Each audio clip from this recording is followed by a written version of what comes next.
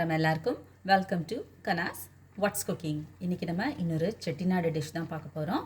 சிக்கனை வச்சு இதுதான் நம்மளோட செட்டிநாடு சிக்கன் மசாலா. நார்மலாக நம்ம இந்த மாதிரி நான்வெஜ் எல்லாம் செய்யும்போது இஞ்சி பூண்டு யூஸ் பண்ணுவோம். ஆனால் நம்மளோட செட்டிநாடு ஸ்பெஷலில் எப்போவுமே நிறைய பூண்டு யூஸ் பண்ணுவோம், சின்ன வெங்காயம் யூஸ் பண்ணுவோம்.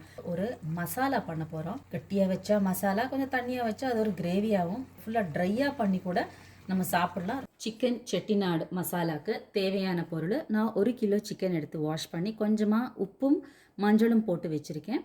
இதுக்கு வந்துட்டு ஒரு தக்காளி, சின்ன தக்காளி ஒரு டேஸ்ட்டுக்காக, கொஞ்சம் கருவேப்பிலை, மஞ்சள் பொடி, வெங்காயம் கிட்டத்தட்ட ஒரு 200 கிராம் தேவைப்படும். அப்போது நம்ம பெரிய வெங்காயம் கொஞ்சம், சின்ன வெங்காயம் கொஞ்சம் சேர்த்து நான் பொடிசாக கட் பண்ணி வச்சுருக்கிறேன். ஒரு பெரிய பூண்டு ஃபுல்லாகவே எடுத்து உரித்து அதையும் பொடிசாக கட் பண்ணி வச்சுருக்கிறேன். இதுக்கு நம்ம காஞ்ச மிளகாவும் கொஞ்சமாக சோம்பும் போட்டு தான் நம்ம தாளிப்போம்.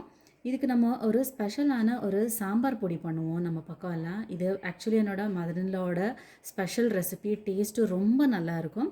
அதில் ஒரு 2 ஸ்பூன் சாம்பார் பொடியும் 1 ஸ்பூனு நான் சோம்பு பொடியும் எடுத்திருக்கேன். இந்த சாம்பார் பொடி எப்படி பண்ணுன்றது தனி ஒரு லிங்க் நான் உங்களுக்கு டிஸ்கிரிப்ஷனில் கொடுக்குறேன். கடைசியில் நம்மளோட இந்தியன் கார்லிக்னு சொல்லுவோம் இல்லையா, அதுவும் 1 ஸ்பூன் பெப்பரும்.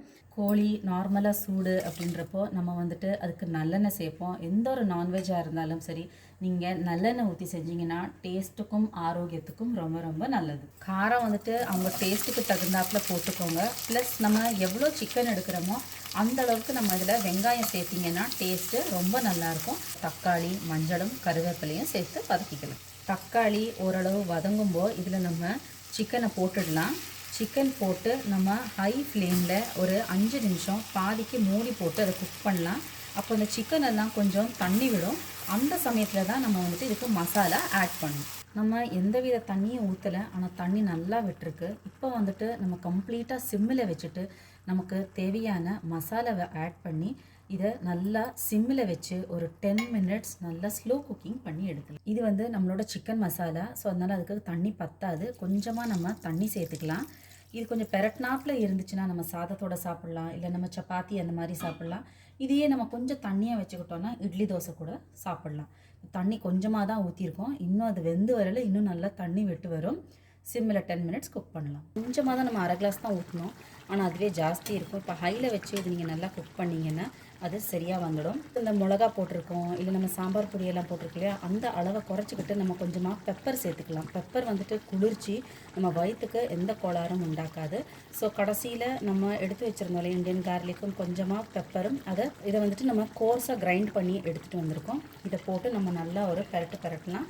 நம்ம மிளகா கம்மியாக இருந்தாலும் பரவாயில்ல, பட் இந்த ஒரு ஸ்டெப்பு மட்டும் மறந்துடாதீங்க. இதுதான் நம்மளோட செட்டிநாடு மசாலாவுக்கு ரொம்ப நல்லா டேஸ்ட் கொடுக்கும். இப்போ நம்மளோட கிரேவி நல்லா திக்காயிடுச்சு. இந்த சமயத்தில் சிக்கன் நல்லா வெந்திருக்கான்னு பார்த்துக்கோங்க. இப்போ தான் நம்ம அந்த பெப்பரும் கார்லிக்கும் சேர்த்துருக்கோம். இந்த சமயத்தில் நம்ம இதை ஆஃப் பண்ணி வச்சிடலாம். ஒரு 10 நிமிஷத்துக்கு ஆஃப் பண்ணி நம்ம மூடி வைக்கும்போது கொஞ்சமாக கருவேப்பிலை போட்டுட்டு மூடி வச்சிங்கன்னா அந்த சூட்டுக்கு அந்த கருவேப்பிலை மனம் ரொம்ப நல்லாயிருக்கும். நம்மளோட செட்டிநாடு சிக்கன் மசாலாவில் சூடான சாதத்தோட நம்ம பரட்டி சாப்பிடலாம். ரொம்ப நல்லாயிருக்கும் டேஸ்ட்டு. ஒரு சப்பாத்திக்கு ஒரு நல்ல சைட் டிஷ்ஷு கூட நம்மளோட செட்டிநாடு சிக்கன் மசாலா. எல்லோரும் ட்ரை பண்ணி பாருங்கள். தேங்க்யூ.